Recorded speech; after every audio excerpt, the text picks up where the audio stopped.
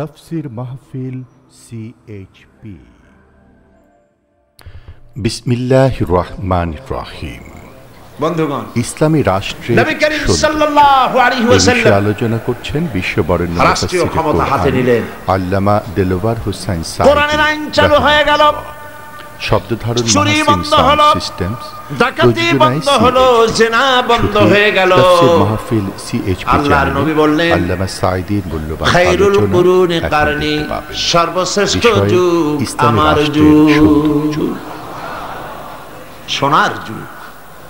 মানুষের খাওয়ার অভাব নাই, পড়ার অভাব নাই। প্রেসিডেন্ট 12.5 লক্ষ বর্গ মাইল এলাকা তো নবীজি নিজেই রাষ্ট্র রেখে গেছেন। আজকে ওমর রাদিয়াল্লাহু তাআলা আনহু রাষ্ট্রপ্রধান। সুবহানাল্লাহ কবেন না? উট চড়াইতো, মেষ চড়াইতেন যিনি, আজকে তিনি রাষ্ট্রপ্রধান। অর্ধেকটা পৃথিবীর প্রেসিডেন্ট। একটার পর একটা রাজ্য জয় হচ্ছে। রোম সম্রাট তার বর্ষিয়ান গোয়েন্দা বিভাগের প্রধান তাকে পাঠায় দিল, দেখো তো অবস্থা তো কাহিল মনে হয়, ক্রমেই যেভাবে রাষ্ট্র দখল হচ্ছে ইসলামের হাতে, কবে না জানি আমার রোমও চলে যায়, কবে না জানি আশেপাশের দেশগুলিও চলে যায়। দেখে আসো ওমরের সিংহাসনটা কেমন, সেনাবাহিনী কেমন, তার স্বাস্থ্য কেমন, লোকটা কেমন। দেখো, গোয়েন্দা বিভাগের প্রধান গেলেন কারে দেখতে? ওমর রাদিয়াল্লাহু তাআলা মদিনায় অনেকদিন হাঁটে আসছে না কিসে আসছে আল্লাহই জানে। তখনকার যে পদ্ধতি ছিল ওইভাবে আসছে। আইসা মদিনায় ঢুকে জিজ্ঞেস করছে, আইনা মালিকুকুম, তোমাদের রাষ্ট্রপ্রধান, তোমাদের রাজা কই? সাহাবায়ে কেরাম জবাব দিলেন, আমাদের জন্য কোনো রাজা হয় না, বাল্লানা আমির, আমাদের জন্য একজন আমির হন। সে আমির হচ্ছেন ওমরে ফারুক রাদিয়াল্লাহু তাআলা আনহু। গোয়েন্দা বিভাগের প্রধান বললেন, আমি তার সঙ্গে দেখা করতে চাই, তার সিংহাসন কই? ওনারা বললেন, ওনার কোনো সিংহাসন নাই, আমাদের সাথে মসজিদে এক জায়গায় বসে, আলাদা কোনো চেয়ারও নাই, বালিশও নাই, খাতাও নাই, এই এমনি আমাদের মাঝেই বসে। কোথায় তিনি? তারা জবাব দিলেন, কোথায় তা ঠিক করে বলতে পারবো না, তবে শুনেছি ওনার উট হারায় গেছে, উট তালাশ করতে গেছে। গোয়েন্দা বিভাগের প্রধান তো আকাশতে পড়ার কায়দা, কয় কি উট হারায় গেছে? তোমাদের তো চাকরি কারো থাকার কথা না, তোমরা কও উট হারায় গেছে আর উট তালাশ করতে গেছে। আমিরুল মুমিনিন, অর্ধেকটা পৃথিবী দখলকারী যিনি প্রেসিডেন্ট, সারা দুনিয়া কাঁপে যার নাম শুনিয়া উট হারায় গেছে, তালাশ করতে গেছে, আশ্চর্য কথা, কয় কি? আচ্ছা কোন দিকে গেছে? বললো যেদিকে। গোয়েন্দা বিভাগের লোকটি হাঁটতে লাগলো, কোথায় দেখা হয় আল্লাহই জানে। কিছু দূর হেঁটে যাওয়ার পর দেখেন একটা গাছের তলায় একটি লম্বা লোক শোয়া, উট একটা বাঁধা, গাছের তলায় শোয়া, চাদর নাই, বালিশ নাই, হাত মাথার তলে দিয়ে শুয়ে আছেন। সূর্য ঢলে যাওয়ার কারণে গাছের ছায়া সরে গিয়েছে, সূর্যের তাপে মাথার ঘাম, শরীরের ঘাম দিয়ে বালু ভিজতেছে। একজন পরিচয় করিয়ে দিলেন, ইনি আমিরুল মুমিনিন। গোয়েন্দা বিভাগের প্রধান, তার জবান থেকে বেরিয়ে গেল, ওমর, আমার দেশের প্রেসিডেন্ট দুর্ভেদ্য প্রাচীরের মধ্যে থাকেন, চতুর্দিকে দুর্ধর্ষ সেনাবাহিনী আধুনিক অস্ত্রপাতি নিয়ে চতুর্দিকে দাঁড়িয়ে থাকে, ভেতরে দুগ্ধ ফেননি বিছানার উপরে আরাম করে থাকেন, শুয়ে থাকেন রাজাধিরাজ রোমের সম্রাট, চতুর্দিকে পাহারা, অস্ত্রপাতি, এত শান্তির বিছানা, তারপরেও তার ঘুম হয় না। জানলার কোন ফাঁক দিয়া গুলি আসা কলিজাটারে ফুটা বানায় দেয়। তুমি ওমর, অর্ধেকটা পৃথিবী তোমার হাতের মুঠোয়, তোমার একটা বডিগার্ড নাই, তোমার বিছানা নাই, বালিশ নাই, নির্বিঘ্নে নিশ্চিন্তে উট বাঁধে রেখে তার পাশে শুয়ে আছো, কারণ তুমি জনগণের অধিকার আদায় করেছো, জনগণকে গণতন্ত্র দিয়েছো, জনগণের খাওয়ার পরাগ দিয়েছো, জনগণকে বিশ্বাস করেছো, ভালোবেসেছো, তাই তোমার নিরাপত্তার দায়িত্ব গোটা জাতি গ্রহণ করেছে। এটা হলো ইসলাম, এটা হলো ইসলাম। আর যদি জনগণের উপরে খারাপ ব্যবহার করা হয়, যিনি খারাপ ব্যবহার করেন তিনি বুঝতে পারেন ক্ষমতা যখন থাকবে না তখন আমার আর উপায় নাই, সেজন্য সেনাবাহিনীর নিরাপত্তা ছাড়া চলার পথ নাই, তখন নিরাপত্তার দাবি ওঠে। কিন্তু আল্লাহর পথের পথিক যারা, তাদের এগুলির প্রয়োজন হয় না। সুবহানাল্লাহ বলেন। কারণ তারা জানে হায়াতের মালিক, মওতের মালিক কে? জোরে বলেন কে? আল্লাহ সুবহানাহু ওয়া তাআলা। বন্ধুগণ, কোরআনে কারীমে আল্লাহ পাক বলেন ওয়া আলাল্লাহি কাসদুস সাবিলি ওয়া মিনহা জায়রুন ওয়ালাউ শাআ লাহাদাকুম আজমাইন। সোজা রাস্তা বলে দেওয়ার দায়িত্ব আমি আল্লাহর। আল্লাহ পাক সহজ ও সরল রাস্তা বলে দেওয়ার জন্য নবীদের পাঠালেন। নবীরা ক্ষমতা এলেন। আল্লাহর নবী ক্ষমতা এসে নিজের ক্ষমতার পরিধি, নিজের বাড়ি ঘরের সৌন্দর্য বাড়ান নাই, নিজের জায়গা জমিন বৃদ্ধি করেন নাই, একটা বিছানা পর্যন্ত ছিল না। হযরত ওমর বলেন, আমি নবীজির সঙ্গে দেখা করতে গেলাম, নবীজি ঘরের ভিতরে আরাম ফরমাচ্ছিলেন, বিছানার উপরে শোয়া নবীজি। আমাকে দেখে তিনি উঠে বসলেন। আমি দেখলাম নবীজি দড়ি দিয়ে বোনানো খাটিয়ার উপরে শোয়া ছিলেন, চাদর নাই, তোশক নাই। নবীজি যখন উঠে বসলেন, আমি তাকিয়ে দেখলাম নবীজির পিঠ মোবারকের উপরে দড়ির দাগগুলি কেটে আছে। আমি বললাম, ইয়া রাসূলুল্লাহ, এই পৃথিবী কাফের বেঈমানেরা কত শান্তি করলো, কত আরাম করলো, আর আপনার একটা বিছানা নাই, তোশক নাই। আপনি আমাকে অনুমতি দেন, একটা বিছানা বানায় দিই, একটা তোশক বানায় দিই। নবীজি বললেন, ওমর শোনো, এই পৃথিবীতে শান্তি করার জন্য আমি আসি নাই। আমি যদি বলি ওহদ পাহাড়টাকে যদি নির্দেশ করি, ওহদ পাহাড় আমার জন্য সোনায় পরিণত হয়ে যাবে। আমি পৃথিবীতে মানবতার মুক্তির জন্য এসেছি। খাবার নাই, খাবার নাই। সকলের ঘরে খাবার পৌঁছেছে, নবীজির ঘরে খাবার নাই। হযরত আয়েশা রাদিয়াল্লাহু তাআলা আনহা বলেছেন, মাসের পর মাস, দিনের পর দিন নয়, মাসের পর মাস চলে গেছে, নবীজির ঘরে চুলায় আগুন জ্বলে নাই। একটু খেজুর, একটু পানি, এগুলি খেয়ে কোন রকম আমরা জীবিকা নির্বাহ করেছি। একবার নবী করিম সাল্লাল্লাহু আলাইহি ওয়াসাল্লাম মসজিদে নববীতে অসময় হযরত আবু বকর ওমর রাদিয়াল্লাহু তাআলা আনহুকে দেখলেন বসে আছে। জিজ্ঞেস করলেন, তোমরা এই অসময় এখানে কেন? তারা বললেন, নবীজি আজ কদিন হয়ে গেল কোনো খাবার পাইনি, ক্ষুধায় অস্থির হয়ে গেছে। নবীজি বললেন, আমারও তো একই দশা। এই দশা ওনাদের, কিন্তু জনগণের এই দশা না, জনগণের ঘরে ঘরে খাবার পৌঁছে গেছে। সুবহানাল্লাহ। ওমর রাদিয়াল্লাহু তাআলা আনহু বলেছেন, রাষ্ট্রীয় ক্ষমতা আমার হাতে, আমার ক্ষমতার আমলে ফোরাতের কূলে একটি কুকুর যদি না খেয়ে মারা যায়, কিয়ামতের দিন আল্লাহর কাছে আমাকে জবাবদিহি করতে হবে। সুবহানাল্লাহ। এর নাম ইসলাম। এর নাম কি? ইসলাম। সেই ইসলামের রাষ্ট্র প্রতিষ্ঠাই করতে হবে মুসলমানদেরকে, বাংলাদেশের জনগণকে। পারবেন না? পারবেন না? এই কোরআনের আইন বাংলাদেশে চালু হোকটা কি আপনারা চান? কারা কারা চান? আলহামদুলিল্লাহ। বসেন, বসেন। এইটা কি অবস্থা? স্লোগান দিলেই দাঁড়াতে হবে, তার মানে থেকে বসেন, বসেন।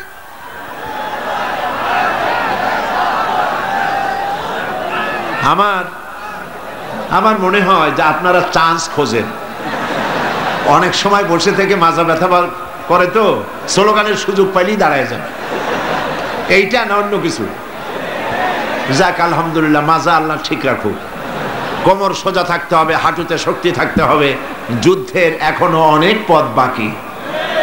একটু জোরে সরে জিকির করেন, সুবহানাল্লাহ, আলহামদুলিল্লাহ, লা ইলাহা ইল্লাল্লাহ। জোরে, সুবহানাল্লাহ ওয়ালহামদুলিল্লাহ, লা ইলাহা ইল্লাল্লাহ, লা ইলাহা ইল্লাল্লাহু মুহাম্মাদুর রাসূলুল্লাহ। একটা কথা বলে নেই, নিতান্ত নিতান্ত লক্ষ্য করুন, নিতান্ত টয়লেটে যাওয়ার, পেশাব পায়খানার হাজত না হলে কেউ মানুষকে কষ্ট দিয়া বেরোতে চেষ্টা করবেন না। কারণ রাস্তাঘাট মাঠ সব ভর্তি, যেদিকে যাবেন সেদিকেই মানুষ, আপনি যাবার কোনো পথ পাবেন না। মানুষকে কষ্ট দেওয়া ছাড়া আপনার কোনো রাস্তা নেই। সমস্ত রাস্তা পথ ঘাট, সিলেটের মাদ্রাসা ময়দান পার্শ্ববর্তী রাস্তাগুলি সব ভর্তি, আলহামদুলিল্লাহ বলেন। সুতরাং মানুষকে কষ্ট না দেওয়াই, মুসলমানকে খামোকা কষ্ট দেবে না। নিতান্ত পেশাব পায়খানার জরুরত হলে যেতে পারেন। প্রিয় ভাইরা, নবী করিম সাল্লাল্লাহু আলাইহি ওয়াসাল্লাম তিনি বললেন, আমার ওই একই অবস্থা, চলো আমার সাথে। তিনজনে গিয়ে উপস্থিত হলেন হযরতে আবু আইয়ুব আনসারী রাদিয়াল্লাহু তাআলা আনহুর বাড়িতে। হযরতে আবু আইয়ুব আনসারী রাদিয়াল্লাহু তাআলা আনহু রাসূলকে, হযরত আবু বকর ওমর রাদিয়াল্লাহু তাআলা আনহুমাকে পেয়ে দারুণভাবে আনন্দিত হলেন। ঘরের মধ্যে প্রবেশ করে বললেন, বিবি, এমন তিনজন মেহমান পেয়েছি, আকাশের নিচে জমিনের উপরে এর থেকে সম্মানিত মেহমান আর নাই। তিনি একটি বকরি জবাহ করলেন, রান্নার ব্যবস্থা করলেন, বাগানে চলে গেলেন, কিছু খোরমা নিয়ে এলেন, নবীজিকে বললেন, আল্লাহর নবী, এই খোরমা আপনি খান। হুজুর জিজ্ঞেস করলেন, খোরমাগুলির মধ্যে পাকা, কাঁচা, আদা পাকা আছে, কোনটা খাবো? হযরত আবু আইয়ুব বলছেন, ইয়া রাসূলুল্লাহ, তিন রকমের, তিন শ্রেণীর খোরমাই আপনি খাবেন, অনুরোধ করব, কারণ এগুলি আমার বাগানের খোরমা। যেই শ্রেণীর গায়ে আপনার হাত লাগবে আল্লাহ পাক আমার বাগানে বরকত দিয়া দিবেন। রান্না বান্না হয়ে গেল, গোশত আর রুটি সামনে এলো। নবীজি খাওয়া শুরু করার আগে কয়েকটা রুটি আর কয়েক টুকরা গোশত একটা পোটলার মতো করে বানায়া হযরত আবু আইয়ুবের হাতে তুলে বললেন, আবু আইয়ুব, এই গোশত আর রুটি টুকরা নিয়ে যাও আমার মা ফাতেমার কাছে। গত ৩-৪ দিন হয়ে গেল, তার কিসমতে কিছু হয় নাই। নিজেরা না খেয়ে মানুষের দুয়ারে দুয়ারে খাবার পৌঁছে দিয়েছেন, মানুষ যেন কষ্ট না পায়, জনগণের খাবারের বন্দোবস্ত, পড়ার বন্দোবস্ত করেছেন। নবীজি গরিব মানুষের জন্য, মানুষের অর্থনৈতিক সমৃদ্ধির জন্য ব্যাংক তৈরি করলেন, ব্যাংকের নাম রাখলেন বাইতুল মাল। এই ব্যাংকের উদ্বোধন যেদিন করেন, বুখারী শরীফের হাদিসে এসেছে, আল্লাহর নবী উদ্বোধনী বক্তব্যে বললেন, মান তারাকা দায়নান আও দিয়ান ফালাইয়া, যদি কোন ঋণগ্রস্ত ব্যক্তি ঋণ পরিশোধ করতে না পেরে, ঋণ পরিশোধ করতে পারে নাই, এমন অবস্থায় যদি মারা যায়, তাহলে তার ঋণ পরিশোধের যদি কোনো ব্যবস্থা তার না থাকে, তাহলে তার ঋণ পরিশোধের ব্যবস্থা আর তার এতিম বাচ্চাগুলি, বিধবা স্ত্রী আর এতিম বাচ্চা আর ঋণের বোঝা সবগুলি আমি মুহাম্মদ সাল্লাল্লাহু আলাইহি ওয়াসাল্লাম আমার কাঁধে উঠাইয়া নিলাম। এমন রাষ্ট্র চালু হয়ে গেল, চুরি নাই, ডাকাতি নাই, জেনা নাই, ব্যভিচার নাই, হত্যা নাই, ধর্ষণ নাই, মানুষ শুধু পাইল শান্তি আর শান্তি। সুবহানাল্লাহ। এই শান্তি হলো কিভাবে, কি দিয়া হলো বলেন? জোরে বলেন, কি দিয়া হলো? কোরআন দিয়ে হয়েছে। কোরআন, এই কোরআন দিয়ে যদি রাষ্ট্র শাসিত হয়, তাহলে দেশে শান্তি অবশ্যই হবে। আমরা আশা করব বাংলাদেশে এই শান্তি হবে ইনশাআল্লাহ। বলি ইনশাআল্লাহ। মুসলমানদের উত্থান, মুসলমানদের জাগরণ আবার শুরু হবে ইনশাআল্লাহ। মুসলমান রাজমার খাচ্ছে পৃথিবীর চতুর্দিকে, চতুর্দিকে মার খাচ্ছে। আমি দেখতে পাচ্ছি, আমার ধারণা ছিল যে আফগানিস্তানে যে ঘটনা ঘটলো, এই ঘটনার দ্বারা আল্লাহ একটা কিছু করবেন, বড় রকমের কিছু আমরা দেখব, কিন্তু সেটা হলো না। কেন হলো না এটা তো আমরা বুঝবো না। ওয়াল্লাহু আ'লামু ওয়া আনতুম লা তা'লামুন। এর পেছনে কোনো পরিকল্পনা আছে। সেই পরিকল্পনাকারী কে? আল্লাহ রাব্বুল আলামিন। তিনি পরিকল্পনা করছেন।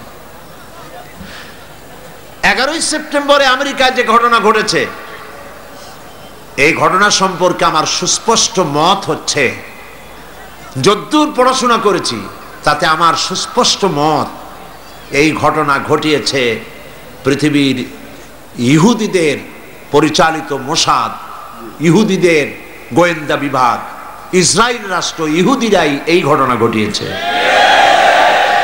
এর প্রমাণ পত্র পত্রিকায় বেরিয়েছে। টুইন টাওয়ার যারা ভাঙলো, আমরা তীব্র নিন্দা জানাই। এখানে হাজার হাজার মানুষ কাজ করে, মানুষ হিন্দু হোক, খ্রিস্টান হোক, বৌদ্ধ হোক, মানুষ মানুষই। এই হাজার হাজার মানুষকে যারা মারলো, যারা অর্থনৈতিক দিক থেকে আমেরিকাকে ক্ষতিগ্রস্ত করার জন্য চেষ্টা করলো, এভাবে আমরা তার নিন্দা করি, ঘৃণা জানাই। কিন্তু একথাও আমাদের বুঝতে হবে যে এই টুইন টাওয়ার, এই দুটি বিল্ডিং এ 50,000 লোক চাকরি করে, তার মধ্যে 4,000 ইহুদি আছে। দুনিয়াবাসী এ খবর জেনে ফেলেছে। ঘটনার দিন 4,000 ইহুদির একটা ইহুদিও কর্মস্থলে যায় নাই। কেন গেল না? এই প্রশ্ন আমেরিকার FBI, federal bureau of investigation, পৃথিবীর নাম করা গোয়েন্দা বিভাগ, তারা কেন এটা তালাশ করলো না? ইহুদিরা কেন সেদিন আসলো না? এবং একটার পর একটা বিমান এখানে হামলা হবে। 18 মিনিট পর পর একটা বিমান, দুটো বিমানে হিট করে বিল্ডিংটা ফেলে দেবে। এইটা পূর্ব পরিকল্পিত না হলে পরে চতুর্দিকে ক্যামেরা ফিট করে ছবি ধারণ করলো কিভাবে? এগুলি বিশ্লেষকগণ চিন্তা ভাবনা করছে। মানুষ সব মাথা খারাপ না, কিছু বুদ্ধিমান মানুষ পৃথিবীতে এখনো আছে। সুতরাং কাজটি ইহুদিরা করেছে। কেন করেছে? কারণ হলো সমাজতন্ত্রের পতনের পর পুঁজিবাদী শোষণ থেকে বাঁচার জন্য পৃথিবীর নিগৃহীত নির্যাতিত মানবতার জন্য খোলা ছিল কেবলমাত্র ইসলাম, শুধুমাত্র ইসলাম। সেই ইসলামের দিকে মানুষ যাতে আসতে না পারে, সেই জন্য ইসলাম আর মুসলমানদেরকে মিডিয়ার মাধ্যমে প্রচার করানো হলো সন্ত্রাস আর মৌলবাদ। ইসলাম মানি সন্ত্রাস, মুসলমান মানি মৌলবাদী। তবে দুর্ভাগ্য, এখানে একটা লোক বাজার থেকে খুব জোরে দৌড় মারছে। লোকেরা জিজ্ঞেস করলো, দৌড়াও কেন? কয় ভাই, মানির মান আল্লাহই রাখে। কয় কেমন? কয় বাবা আর আমি দুইজনে গেছিলাম বাজারে, বাজারের মানুষেরা আমার বাপেরে ধরিয়া জুতা দিয়ে এমন পিটাইলো, আমি আরামসে নিরাপদে চলে আসছি, আমারে কেউ কিছু করতে পারে নাই। মানির মান আল্লাহই রাখে। ওর বাপের জুতা দিয়ে পিটায় আর মানির মান আল্লাহ রাখে। দুর্ভাগ্য এই জাতির। এক শ্রেণীর কলামিস্ট, এক শ্রেণীর মুসলমান নামধারী কলামিস্ট, মুসলমান নামধারী ফিচার লেখক, মুসলমান নামধারী সাংবাদিক, মুসলমান নামধারী বুদ্ধিজীবী, মুসলমান নামধারী রাজনীতিক, ওরা মুসলমানের ঘরে জন্মগ্রহণ করেও কুলাঙ্গার। এই লোকগুলি মুসলমানের ঘরে জন্মগ্রহণ করেও মুসলমানদেরকে মৌলবাদ আর সন্ত্রাস বলে গালি দেয়।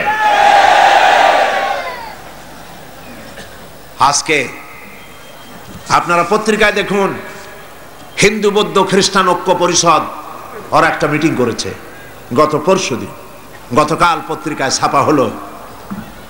সেইখানে আওয়ামী লীগের তৎকালীন যুগের ডাক সেটে নামধারী কয়েকজন মুসলমানও সেখানে ছিলেন। ওইখানে হিন্দু বৌদ্ধ ঐক্য পরিষদের নেতৃবৃন্দরা বক্তৃতা করলো, মুসলমানদেরকে এদেশ ছেড়ে চলে যেতে হবে। দেখছেন, এরা এই দেশের সাম্প্রদায়িক সম্প্রীতি নষ্ট করে দিতে চায়। তারা আরো বলেছে, তালেবানদের থেকে শিক্ষা নাও, তারাও আফগানিস্তান থেকে চলে গেছে। বেকুবদের বলি, বেকুবেরা ভালো রেখে মনে রেখে দিও, ভালো করে মনে রেখা দাও, তালেবান শেষ হয়ে গেলেও ইসলাম শেষ হবে না। তালেবান শেষ হয়ে গেলেও মুসলমান শেষ হবে না। যত বড় মুখ না, তত বড় কথা বলো না। তারা আরো বলেছে, যারা বাংলাদেশি পরিচয় নিজেদের পরিচিত করতে চায়, তাদের মুসলমান নামটা আগে ত্যাগ করতে হবে। কত বড় সাহস, কত বড় সাহস! আমরা পরিষ্কার করে বলতে চাই, বাংলাদেশে যারা বসবাস করেন তাদের পরিচয় বাঙালি নয়, তাদের পরিচয় বাংলাদেশী। যারা বাঙালি বলে পরিচয় দেয় তারা পশ্চিমবঙ্গের সঙ্গে তাদের সম্পৃক্ততা রয়েছে। 47-এর বর্ডার মুছে দিয়ে ভারতের অঙ্গভুক্ত সিকিম, ভুটানের মতো বাংলাদেশকে তারা বানাতে চায়।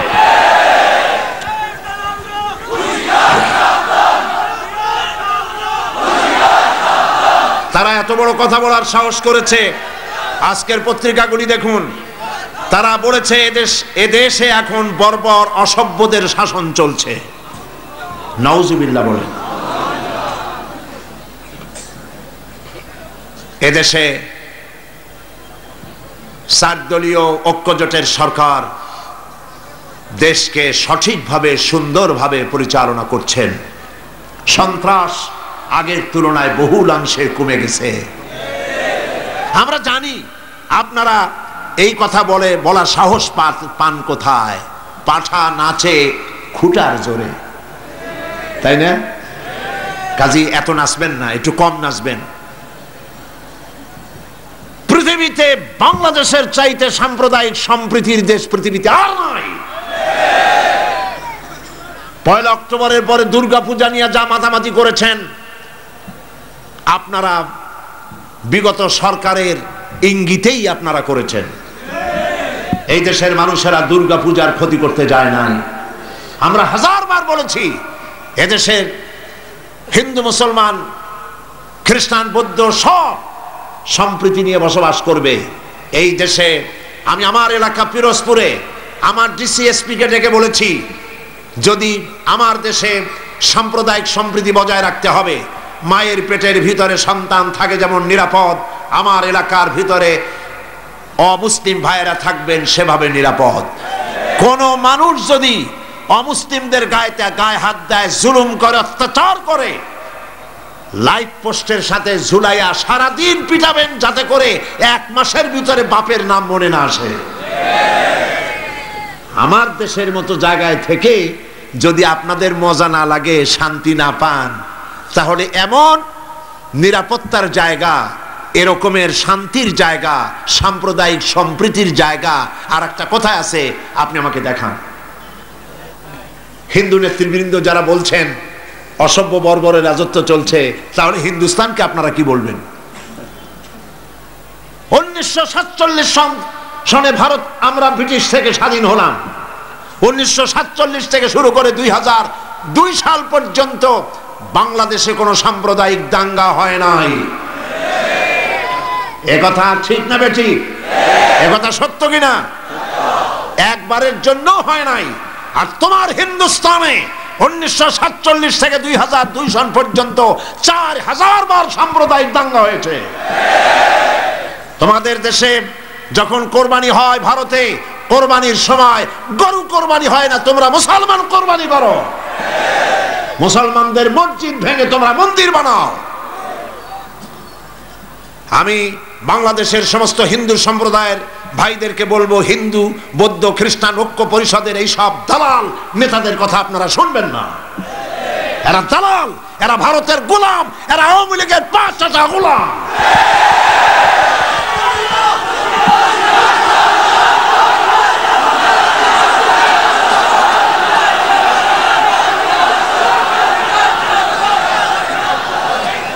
এই সমস্ত মারাত্মক কথা আমি আবারও বলি, মুসলমানদেরকে দেশ ছেড়ে চলে যেতে হবে।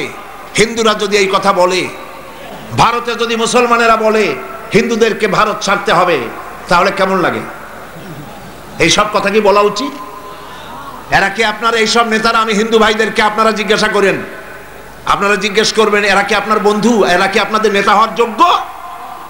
বলে এরা আপনাদের দুশমন, আপনাদের শান্তি শৃঙ্খলা নষ্ট করে দিতে চায়। একটা মেজর শিয়াল দত্ত হইছে, আর একটা আছে আমার এলাকার, আমি এটার নাম নেই না, জঘন্য মুশরিক, রমনা বটমূলে দাঁড়ায়া আওয়ামী লীগের জমানায় মন্ত্রীদের সামনে বলেছে, ফতোয়াবাজদেরকে হত্যা করবই করব, সাগরে তাদেরকে চুবাবই চুবাবো। তাদেরকে জবাও করে হত্যা করে তাদের রক্ত দিয়ে কালীমাতার পাওনা ধোয়াইলে কালীমাতা জাগবে না। পড়ছেন না আপনারা কাগজে? পড়েন নাই?